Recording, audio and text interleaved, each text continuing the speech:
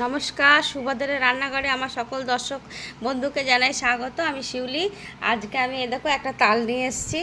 তো এই তালটা এখন আমি চেঁচে পরিষ্কার করে নেব, দিয়ে নিয়ে তালের ফুলুরি বানাবো। কিভাবে বানাবো সেটা তোমাদের আমি দেখাবো। চলো তাহলে এখন আমি তালটা চেঁচে পরিষ্কার করে নিই। আমার তালটা পুরো চাঁচা হয়ে গেছে। এই যে দেখো, আমি এই যে ফুটো যে ছাঁকনি থালা দিয়ে আমি এরকম চিপে চিপে সব চেঁচে নিয়েছি, একদম রেডি। এবারে আমি কিভাবে মাখছি সেটা তোমাদের দেখাই।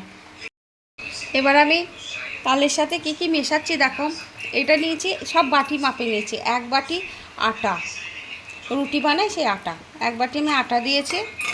আর হাফ বাটি ময়দা দিচ্ছি। হাফ বাটি থেকেও আমি কম দেব, হাফ বাটি কম ময়দা দিলাম।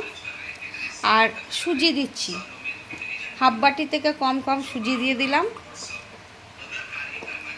আর এইটা হচ্ছে তোমার চালের গুঁড়ো, চালের গুঁড়োটাও আমি দিয়ে দিলাম হাফ বাটির মতো থেকে, হাফ বাটি থেকে কম একদম সুজি আর চালের গুঁড়ো একই মাপে দিয়ে দিয়েছি। আর এটা হচ্ছে চিনিটাকে আমি গুঁড়ো করে নিয়েছি মিক্সিতে। তোমরা চাইলে গোটা দানা চিনিও দিতে পারো। এটা দেওয়ার কারণ হচ্ছে তাড়াতাড়ি মিক্স হয়ে যাবে। আর যদিও 15 মিনিট আমি গিয়ে করে রাখবো, রেস্টে রাখবো, যেহেতু সুজি দেওয়া হয়েছে, কারণ সুজিটা জল পেলে ফুলে যাবে। আর এক বাটি মাপে এক বাটি নারকেল কোড়া দিয়ে দিলাম পুরোটা।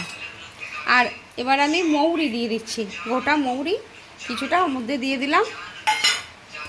আর স্বাদ অনুযায়ী একটু লবণ দেব। লবণটা সবসময়তেই আমাদের স্বাদে ব্যালেন্স আনে, তাই একটু লবণ দিয়ে দিলাম। এবারে আমি এটাকে আগে মেখে নেবো, তারপরে দেখবো জল যেরকম লাগবে সেরকমভাবে জল দেব। আর দুধ দিয়ে দিচ্ছি, মিল্ক পাউডার দিয়ে দিলাম। টেস্টটা খুব ভালো আসবে মিল্ক পাউডার দিলে। আর টেস্ট করে দেখবো, যদি চিনি লাগে তাহলে দেবো। আমি কিন্তু এক ফোঁটাও জল মেশাইনি, লাগলে এবার আমি একটু জল দেব। আর খুব ভালো করে ফেটাতে হবে, কারণ ফেটানোর ওপর নির্ভর করছে এই তালের বড়া বা ফুলুরি কীরকম ফুলবে। তো এরকমভাবে, এরকম খুব ভালো করে এরকমভাবে আমার মারা ফেটাতো, আমি দেখেছি। তো এরকমভাবে ভালো করে ফেটাবো, অনেকক্ষণ ধরে ফেটিয়ে নিয়ে আর কিছুক্ষণ আমি চাপা দিয়ে রেস্টে রেখে দেবো, তারপরে আমি বানাবো। এবার আমি চাপাটা খুলে দেখি কীরকম কী হয়েছে। আর তখন আমার একটু ইয়ে মিল্ক পাউডারটা কম লেগেছে, আমি আর একটু মিল্ক পাউডার দিয়ে দিচ্ছি। এবারে আমি এটাকে, সুজিটা দেওয়ার জন্য একটু টাইট হয়ে গেছে। আমি এবার হাতে করে না এই ছোট জায়গায় একটু উঠিয়ে উঠিয়ে নেবো। এখান থেকে আমি দিতে পারবো না, যেহেতু অনেকটা রয়েছে। এইখান থেকে আমি নিয়ে নিয়ে তেলের মধ্যে ছাড়বো। কড়াতে তেল বসিয়ে দিয়েছি, তেল গরম হতে শুরু করে দিয়েছে। এবার আমি এগুলো ছাড়বো। এবার আমি তেলের মধ্যে ছাড়বো। এবার দেখো তোমাদের আমি ঘনত্বটা দেখাই। এই যে খুব পাতলাও না, আবার খুব মোটাও না। বেশি মোটা করলে আবার শক্ত হয়ে যাবে।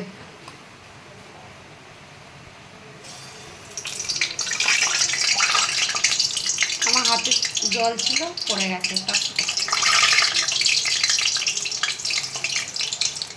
এবার আমি আস্তে আস্তে আস্তে আস্তে করে বড়াগুলো বা ফুলুরিগুলো তালের সব ছেড়ে দেবো। অল্প অল্প করে ভাজবো। তোমরা এইভাবে অবশ্যই একবার বানাবে, বানিয়ে খেয়ে দেখবে, অসম্ভব ভালো হবে। আর আমাকে কমেন্ট করে তোমরা জানাবে। আর সামনেই জন্মাষ্টমী আসছে, এইভাবে বানিয়ে তোমরা ঠাকুরকে দেবে, গোপালকে, কৃষ্ণকে, দেখবে খাবে। ঠিক আছে, আমি একটু ভাজা হলে তারপর উল্টে দেবো। আমি এবার একটা একটা করে উল্টে দিচ্ছি। আর মানে লো টু মিডিয়াম আঁচে ভাজছি, একদম বেশি জোরে দেওয়া যাবে না আগুনটা, তাহলে কি হবে, তোমার ফ্লেমে বেশি জোরে ফ্লেমে দিলে তো ওপরটা পুড়ে যাবে, হ্যাঁ, আর ভিতরটা কাঁচা থেকে যাবে।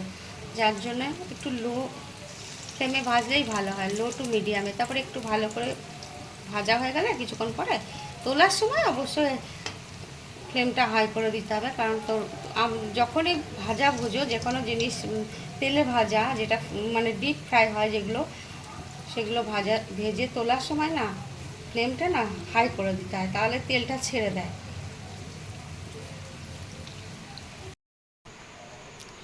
দেখো এইভাবে হাতের মধ্যে একটু জল লাগিয়ে নেবে, জল লাগিয়ে নিয়ে তারপরে এরকমভাবে গোলা করে করে এই বুড়ো আঙুলটা প্রেস করে দিয়ে দেবে।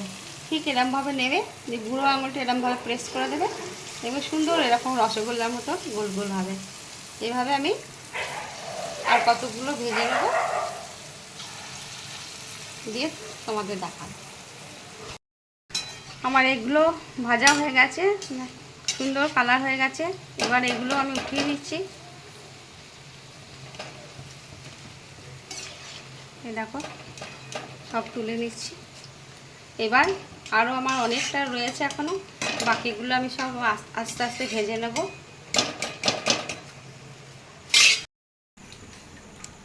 আমার তালের ফুলুরি বা বড়া রেডি এবং সার্ভ করে দিয়েছি। তোমরা দেখো অসম্ভব সুন্দর হয়েছে, একদম রসগোল্লার মতো বড় বড় হয়েছে। তোমাদের একটু ভেঙে দেখায়। এই দেখো ভিতর থেকে কতখানি ফাঁপা হয়ে আছে, দেখেছো? একদম সফট ফাঁপ, একদম খুব সুন্দর ফ্যাটানো হয়েছে। যাই হোক, তোমরা এইভাবে বানাবে, একবার বানিয়ে খেয়ে দেখবে, আর আমাকে একটু কমেন্ট করে জানাবে তোমাদের কেমন লাগলো আমার তালের ফুলুরি বা বড়া। হ্যাঁ, একটা কথা, তো আমি যেরকম ঠাকুরের জন্য বলছিলাম, আমরা যখন ঠাকুরের জন্য ভাজি তখন কিন্তু চালের গুঁড়ো আমরা দিই না, তোমরাও নিশ্চয়ই দাও না। চালের গুঁড়োটা বাদে সব কিছুই দেওয়া যাবে আর বাকি জিনিসগুলো। যাই হোক, তাহলে তোমরা সবাই ভালো থাকবে, সুস্থ থাকবে। তোমাদেরকে সকলকে অসংখ্য ধন্যবাদ, নমস্কার। আর তোমরা আমার চ্যানেলটা একটু প্লিজ সাবস্ক্রাইব করে দেবে যারা এখনও পর্যন্ত সাবস্ক্রাইব করোনি, আর বন্ধুবান্ধব আত্মীয় স্বজনদের সাথে একটু শেয়ার করে দেবে। তোমরা সবাই ভালো থাকবে, সুস্থ থাকবে। তাহলে এখন আজকের মতন রাখছি, টাটা।